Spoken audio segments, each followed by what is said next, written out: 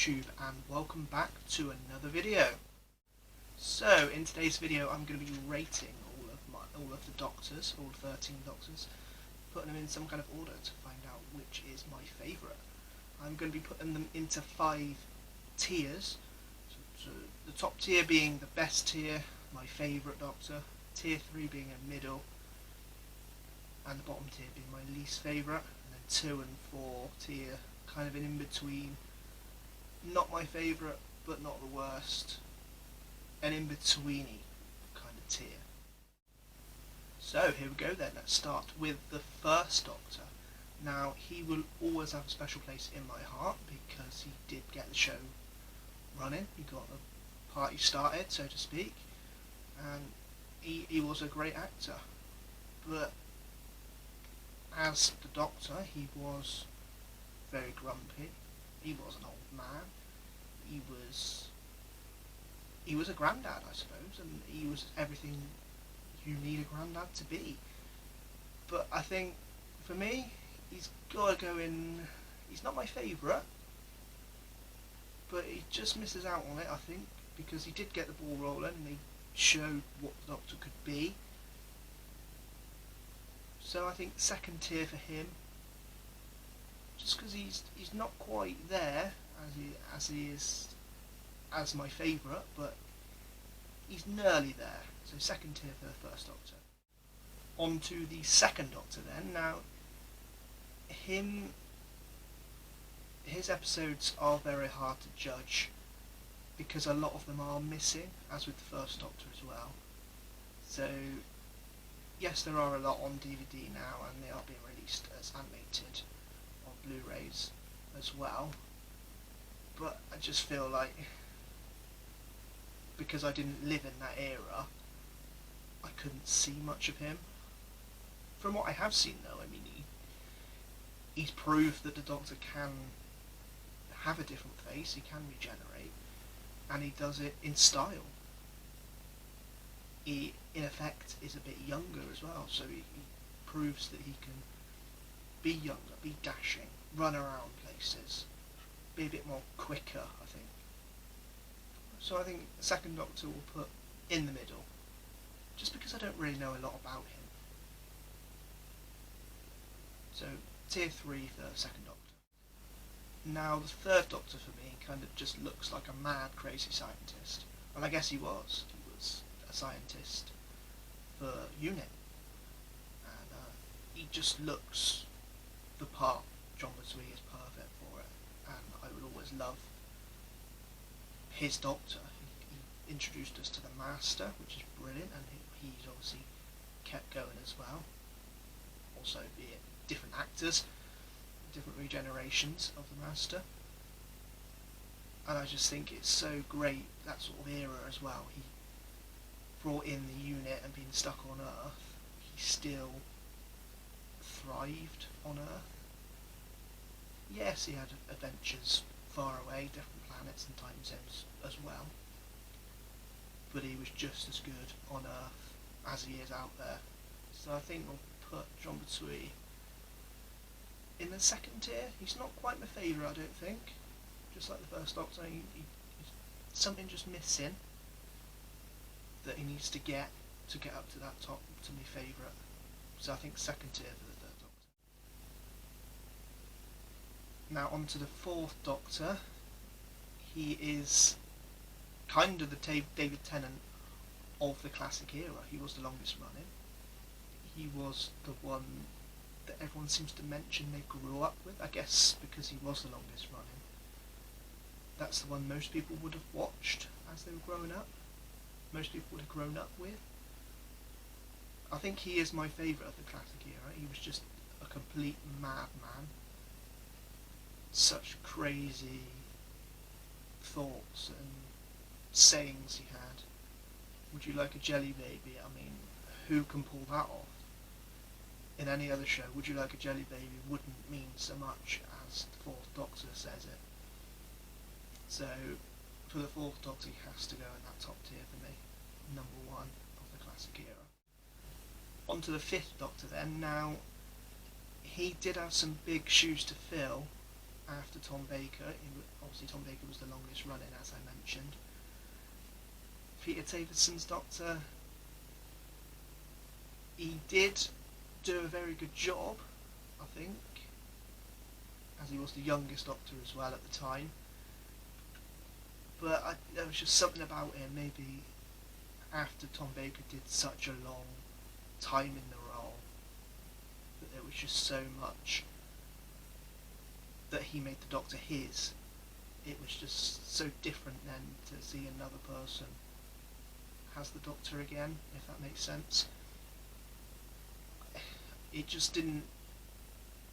Peter Davison's Doctor, he was good, yeah, but I just didn't... There was something about him that just doesn't really click for me. I think for that reason, he's going to go in the 4th tier. He's not my least favourite, so I won't put him down at the bottom. But, yeah, 4th tier for him. There's just something... Maybe it is because he followed Tom Baker's Doctor. And he had a lot of... He had big shoes to fill, so... Maybe he tried too hard. Yeah, 4th tier definitely for him. 6th Doctor now, and in my opinion, this Doctor kind of felt a bit silly in all the colours. I mean, yes, it's just again, it's supposed to be like a crazy madman in a box kind of thing, so that's why he's wearing a Technicolor Dreamcoat, so to speak. But for me, it just felt too silly and too kind of childish in a way. I don't think Colin Baker really got to play his Doctor he wanted to play. As in a recent interview, he basically described his outfit as being like Christopher Eccleston's, so I don't think he really played the Doctor he wanted to. He played the Doctor he got told to play, if that makes sense. I'm not blaming Colin Baker his acting, I'm just... maybe it's his writing, maybe what he's been written. So for that, I think he's going to go in the 4th tier as well. And Colin Baker himself got sacked as well, so I don't think he really reached his full potential as the Doctor.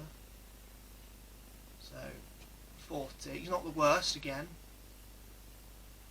but he's down there. So 4th tier for the 6th Doctor. Okay, so the 7th Doctor. Now, he had a lot of work to do for the show, if not for the Doctor, because they were, at the time, the ratings were crashing, so he had a lot to do to bring it back up again, and I think he did do that. He was a pretty good Doctor. I mean, not everyone can run around in a shirt with question marks all down it, and an umbrella, so shape of a question mark, and playing with spoons. You know, you can't say much more than that. That is just the Doctor through and through, and he's gone back to being that madman in the box. He's kind of got a bit more grown up in a way. He's grown up, and but he's still got that childish element in him. So I think the 7th Doctor, for me, is going to go in the 2nd tier. He's again not my favourite, but he is certainly up there, and he certainly grew from where the 6th and the 5th Doctor were. He's got back up there from where Tom Baker left it, almost. So 7th Doctor is going into the 2nd tier. Now for the 8th Doctor, we don't really have much to go on. He obviously only had one on-screen TV appearance in the TV movie back in '96, until obviously the 50th anniversary special where he did the Night of the Doctor. Now if I was just going by the TV movie, I mean I thought that was great anyway. It was very Americanised, as it was obviously made in America. But after the Night of the Doctor, it just changed my opinion on him completely. And he is a brilliant, brilliant actor, and he obviously does a lot for Big Finish as well, so seeing him in the 2013, he hasn't really changed, hasn't really got older as a man as Paul McGann. So he can, hopefully, maybe we will see him again on screen one day. Maybe for the 60th anniversary in 2023. We're nearly there, 2 years away. So I think Paul McGann's Doctor has got to be the top tier. Even though he was the shortest on screen, he was a pretty good Doctor. So top tier, I think, for me on that one. Okay, now we're going to New Who, and we're on to the 9th Doctor. So he was the shortest Doctor. Obviously only having one series, only 13 episodes. Now, for me, he didn't really work. He's a great actor, he's a great Doctor, but he didn't really have enough time to shine for me. It was no sooner, maybe he did have more, he obviously had more life during the Time War, and before we saw him in the series, obviously, between Paul McGann's 8th Doctor and the War Doctor to when we see him in Rose, he's obviously got more life, and he's obviously been off and done loads of other things, but for me it just didn't seem... It had some great episodes. I mean, I love Bad Wolf, and I love Departing of the Ways. It ended brilliantly, but as I said, he didn't really have much time to shine. He was kind of in and then out. He's just come back to Big Finish audios at the minute he's recording, so maybe we will see more of him. Maybe my thoughts will change of him. Maybe when I do see or hear more of him, I will think he's a better Doctor. He is very underrated. I would place him in that bottom tier as my least favourite, but I think that's just because we didn't see much of him. I didn't really gel to him so much, so I think he's going to firmly stay at the bottom tier. Sorry, Christopher Eccleston. Now we're on to the 10th Doctor. Now this was who I grew up with. David Tennant is a brilliant actor. He did some brilliant episodes, dashing about, running about. He was my favourite. He was my Doctor. I was at that age where I grew up with him. As I said, back to the 4th Doctor, he was the Tom Baker of the New Who, I suppose. He's dashing, he's quick, he just rolls everything off the tongue. He's just the perfect Doctor ever, I think, and for that he is definitely going at the top for me, number 1. On to the 11th Doctor then. Now, again, he is kind of similar to the 5th Doctor in the sense that he had a lot of work to do from a long-running Doctor which had a lot of followers, a lot of fans, and he did pull it off. He proved that he could be a younger actor, but in he's a younger actor playing an older man in a younger body, if that makes sense. He wore tweed. He pulled that off brilliantly. He dashes about. He does, in a sense, make you feel like he is an old man in a young man's body. But would I put him in the top tier? No, I don't think I would. Just simply because, following on from David Tennant, that's always going to be a hard act to follow, and I don't think he's quite got there. So I think 2nd tier for him. On to the 12th Doctor then, and Peter Capaldi, from the minute he walks in, from the minute he regenerates from Matt Smith's Doctor, he is perfect. That first line of kidneys, I don't like the colour, that just sold it for me straight away, and I just fell in love with him straight away. And his outfit is just perfect. All blue with that tinge of red inside his jacket. Absolutely beautiful. And from deep breath all the way through, he grew and got better as the series gone on. Much like his hair got longer, his character grew and got better and better and better, and Twice Upon a Time was such a fitting end for him. It was absolutely perfect, perfect Doctor, and he brought back David Tennant era. He almost topped him, nearly topped him. I think he's on par with David Tennant for me, so he's definitely going in the top tier. Okay, so we're on to the 13th Doctor now, Jodie Whittaker. Now, I'll have to be honest, with Series 11 I got a bit bored. I did watch it obviously, and I kind of thought there's just something not right about her. She's a brilliant actress, I get that, and she's got a big thing to prove because she is the first female Doctor. She's got to prove that the Doctor can be a woman, but I don't think she pulls it off. Series 12, she's getting better, but she's still not there. As with my review of Revolution of the Daleks, she's kind of awkward in the role. She kind of, I don't know, she's a bit weird. I don't know if that makes sense. But she doesn't really gel as a Doctor, I don't think. If she is what the rumours say, leaving at the end of the next series, then I don't think she would have really got a hold of the character and made it hers. She's not really being the centre of attention.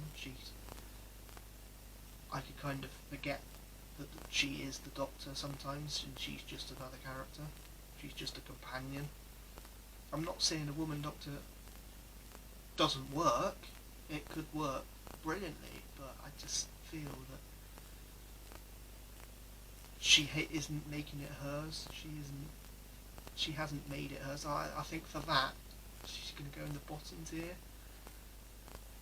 I mean, next series, she may change my mind and I may move her up. But for now, she is going to go in the bottom tier. I just don't feel like she's really owned the part, sadly. Sorry, Jodie.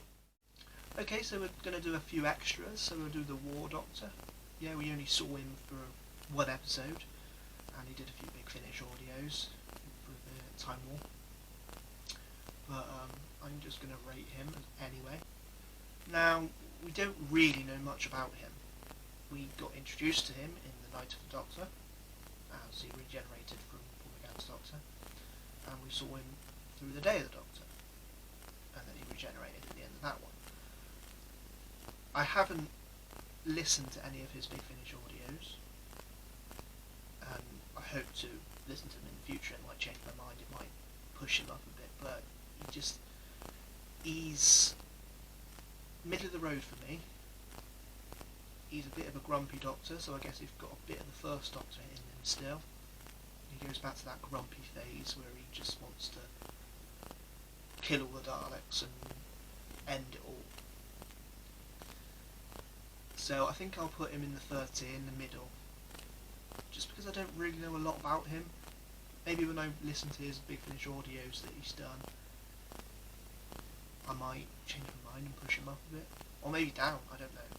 But third tier for now for the War Doctor. And now we're going to do Jo Martin's Fugitive Doctor from Fugitive of the Judoon.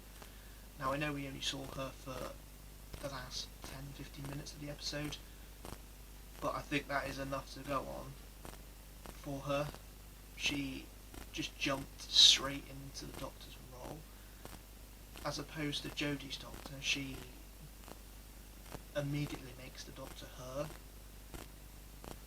You can see she is the Doctor. It proves that female Doctor can be good, can be exciting, can be in the action. if only Jodie was a bit more like her, I suppose.